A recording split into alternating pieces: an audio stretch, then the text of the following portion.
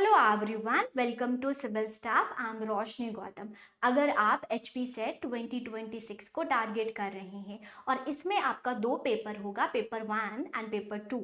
जो हमारा पेपर 1 है जो कि सभी के लिए जनरल है, मींस जनरल पेपर 1, इसको आपको कैसे कवर करना चाहिए, क्योंकि आपका इसका बैकग्राउंड नहीं होता है, आपको इसके बारे में कोई भी नॉलेज नहीं होता है, और इसको कैसे आप प्रिपेयर करें कि मैक्सिमम इसको इसमें से स्कोर आप कर सकते हैं। तो आज की क्लास में मैं आपको बताऊंगी आप कौन से टाइप ऑफ स्टूडेंट हैं। बहुत सारे स्टूडेंट होते हैं जो मैथ में अच्छे होते हैं, बहुत सारे स्टूडेंट होते हैं जो कि मेमोराइज कर पाते हैं, और बहुत सारे स्टूडेंट होते हैं जो कि थ्योरेटिकल में होते हैं। मैं आपको उसी के बेसिस पर आपको यूनिट डिवाइड करके बताऊंगी जिससे आप मैक्सिमम स्कोर पर कर सकते हैं, क्योंकि ये आपको इसीलिए तैयार करना है ताकि आपको एचपी सेट को क्रैक करना है। राइट, ये फर्दर आपको काम नहीं आएगा। मतलब टीचिंग एप्टीट्यूड की बात करें तो रिसर्च एप्टीट्यूड काम आ सकता है, नॉर्मली ये नॉलेज के लिए होता है आप लोगों का। तो ऐसे तैयार करें जहां पर आपका कम समय में आप ज़्यादा इसमें से मार्क्स स्कोर कर सकते हैं। तो चलो स्टार्ट करते हैं। इससे पहले मैं आप सभी को बताना चाहूंगी स्टूडेंट कि अगर आप एचपी सेट 2026 को टारगेट कर रहे हैं, और मैं ये भी बताना चाहूंगी कि जल्द ही परमानेंट जो वैकेंसी है असिस्टेंट प्रोफेसर कि वो आने वाली हैं, कॉलेज कैडर की आने वाली हैं, तो उसके लिए जो मिनिमम क्राइटेरिया होगा वो एचपी सेट होगा ही होगा। ध्यान रखना स्टूडेंट। तो अगर ये नहीं होगा तो आगे नहीं कर पाओगे। और यूजीसी नेट की बात करें तो थोड़ा सा डिफिकल्ट होता है as compare to HP set. HP set की प्रोबेबिलिटीज ज़्यादा होती हैं क्रैक होने की। तो अगर यूजीसी नेट हो जाता है वो भी अच्छा है, एचपी सेट होता है वो भी, दोनों की तैयारी आप कर सकते हो। तो अगर आप सोच रहे हो कि हाँ मुझे प्रोफेसर बनना है, अपने लाइफ में आपको कॉलेज में पढ़ाना है, टीच करना है, तो उसके लिए हम लोगों ने जनरल पेपर 1 पेपर 2 भी है जो कि सब्जेक्ट ओरिएंटेड है। तो पेपर 1 की जो तैयारी करवाई जा रही है, आपको टोटल यूनिट करवाया जाएगा और अभी अभी बैच स्टार्ट हुआ है, तो इसमें से आप कर सकते हैं। पहले क्लासेस कैसे होती हैं स्टूडेंट, आपको लाइव प्लस रिकॉर्डेड क्लास होती है। मतलब लाइव जो लेक्चर लगेगा उसको रिकॉर्डेड फॉर्म में जितनी बार भी देख सकते हो। आपको प्रॉपर पीडीएफ मिलता है, आपको नोट्स मिलते हैं स्टूडेंट प्रॉपर, आप उसको प्रिंट आउट करवा के आप आराम से उसको पढ़ सकते हो। फिर आपको प्रैक्टिस एमसीक्यूज भी मिलता है, सैटरडे को आपको टेस्ट होता है, तो ये सब आपको प्रॉपर मिलेगा। तो आप इस नंबर पर क्या करेंगे, कॉल कर सकते हैं, इस नंबर पर आप कॉल कर सकते हैं। ओके, इस नंबर पर आप कॉल कर सकते हैं कोई भी जानकारी हो। चलिए अब हम देखेंगे कि हम पेपर 1 में मैक्सिमम कैसे स्कोर कर सकते हैं। मतलब अगर हम एचपी सेट पेपर पैटर्न की बात करें तो पेपर 1 एंड पेपर 2 दोनों होगा। पेपर 1 की बात मैं अभी करूंगी और पेपर 2 जो होता है वो सबका अपना अपना होता है, आप अपने अकॉर्डिंग इसको तैयारी कर सकते हैं। बेसिकली पेपर 1 में हमें 10 यूनिट देखने को मिलता है, जैसे कि teaching aptitude, research aptitude, comprehension, communication, mathematical and मतलब कि मैथ्स और रीजनिंग, लॉजिकल रीजनिंग, डीआई होता है, आईसीटी होता है, पीपल डेवलपमेंट एनवायरनमेंट होता है, और हायर एजुकेशन होता है। और हर यूनिट को आप अच्छे से करके जाओगे। राइट, हर यूनिट को आप अच्छे से कर सकते हो। अगर मैं वेटेज की बात करूँ तो मैंने नए 6 यूनिट को 60% का वेटेज दिया है स्टूडेंट। मतलब 60% इसमें से आएंगे, और जो मैथ वाला होता है, जो लॉजिकल वाला होता है, दिमाग वाला होता है, एनालिसिस वाला होता है ना, मतलब कि ट्रिक के साथ, लॉजिक के साथ क्वेश्चन को सॉल्व करोगे, उसको मैंने 40 मार्क्स का, मतलब कि 40% मैंने अपने बेसिस पर इसको डिवाइड किया है। मतलब ये वेटेज ज्यादा है और ये वेटेज कम है। आप एक पोर्शन को और सेकेंड पोर्शन को भी कर सकते हो, ये आपके ऊपर है स्टूडेंट। राइट, इसमें मैथ्स इसको डिफिकल्ट लगता है तो रीजनिंग कर लो, रीजनिंग पर फोकस करो। रीजनिंग थोड़ा सा मैथ्स से कंपैरेटिवली मैं आप देखो तो क्वेश्चन सॉल्व हो जाते हैं, मैथ्स के क्वेश्चन थोड़े से टफ आ जाते हैं, जैसे कि किसी का टाइम डिस्टेंस नहीं मतलब होता है, नॉर्मल, मैं नॉर्मल बच्चों के अकॉर्डिंग बता रही हूँ। राइट, ये है। अब लॉजिकल रीजनिंग के कुछ पार्ट्स आप कर लो, जैसे फैलेसी बहुत इंपॉर्टेंट होता है, स्क्वायर ऑफ अपोजिशन एक बार करोगे हो जाएगा आपको। ठीक है, डीआई आप कर लो, परसेंटेज कर लो, रेशो कर लो, एवरेज, एवरेज आपसे निकल जाएगा, आराम से निकल जाएगा, कर सकते हो। मतलब 5 क्वेश्चन में आप 2 क्वेश्चन भी निकाल लेते हो, 3 क्वेश्चन भी निकाल लेते हो, तो सही है डी डीआई में।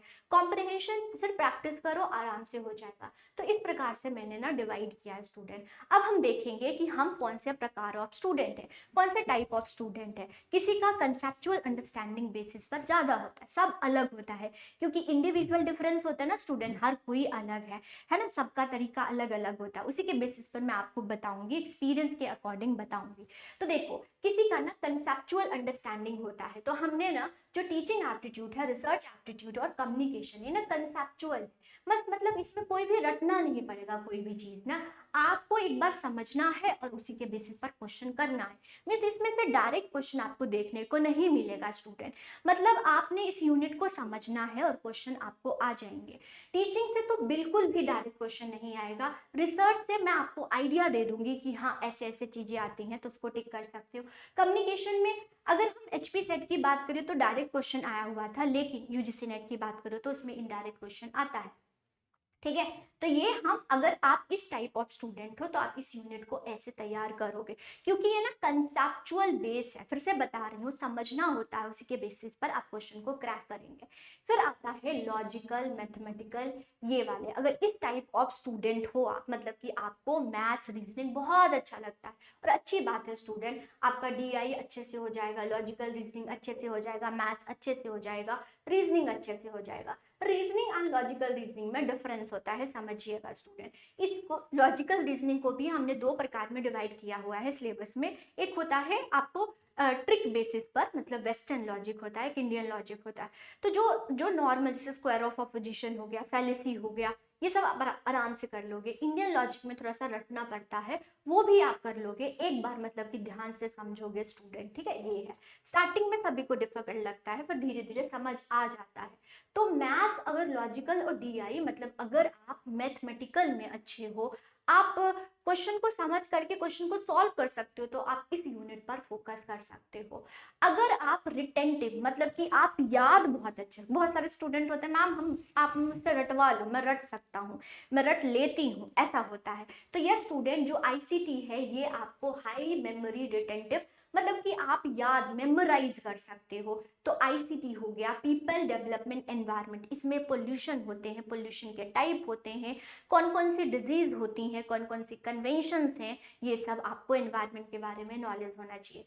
फिर है higher education system. Higher education system भी याद करने वाली होती है, प्री इंडिपेंडेंट, पोस्ट इंडिपेंडेंट क्या हुआ है, ये आपको याद करना होगा, सारी कमीशन को याद करना होगा आप लोगों को। ठीक है, ये है हमारे जितने भी नालंदा है, तक्षशिला है इंस्टीट्यूशन, इसको याद करना होगा।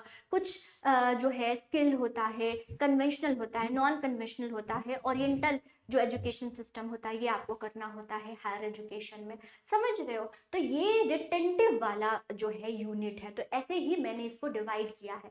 तो आप जैसे ही स्टूडेंट हो, जिस प्रकार के स्टूडेंट हो, या फिर ऐसे क्वेश्चंस इससे पूछे जा रहे हैं, तो दो चीज आपको पता चल गया कि हाँ हाँ इस यूनिट से ऐसे क्वेश्चन आते हैं और मैं इस टाइप ऑफ स्टूडेंट हूँ, मुझे ऐसे क्वेश्चन को फोकस करना है। राइट स्टूडेंट, तो आप ऐसे कर सकते हो। होप आप सभी को कुछ इंसाइट मिला होगा। अब ऐसे कॉम्पिटिटिव एग्जाम ऑलवेज स्टूडेंट होता है कि आप स्मार्टली कितना करते हो, है ना, कि बस बस हम करे जा रहे, बार बार अटेम्प्ट दे ही जा रहे हैं। ठीक है, ऐसा नहीं होना चाहिए। तो ऑलवेज जो आपका एक्सपीरियंस बंदा होता है ना, जिसने क्रैक किया होता है, उससे एडवाइस लिया करो, फिर आप वैसे ही तैयारी करो। पेपर 2 में आप जितना मर्जी पढ़ लो, पेपर 1 इसीलिए पढ़ो क्योंकि आपको क्रैक करना है। अगर पेपर 2 में मेरे को डिफिकल्ट क्वेश्चन आ रहे हैं तो मेरा पेपर 1 में मुझे हेल्प करेगा। तो ये एक हेल्पर की तरह पेपर 1 होगा, आपको एग्जाम पास करवाएगा, ऐसे ध्यान रखना। ठीक है, तो होप आप सभी को कुछ इंसाइट मिली होगी स्टूडेंट। फिर से बताना चाहूंगी कि जो है बैचेस पेपर 1 एंड पेपर 2 के कुछ सब्जेक्ट्स के बैचेस जो है अवेलेबल है, आप दिए हुए नंबर पर कॉल कर सकते हैं, जो कि मैंने आपको दिखाया है। अभी बैच स्टार्ट हुआ है और नेक्स्ट यूनिट भी स्टार्ट होने वाला है, तो आपके लिए बहुत इंपॉर्टेंट है, राइट, ये है।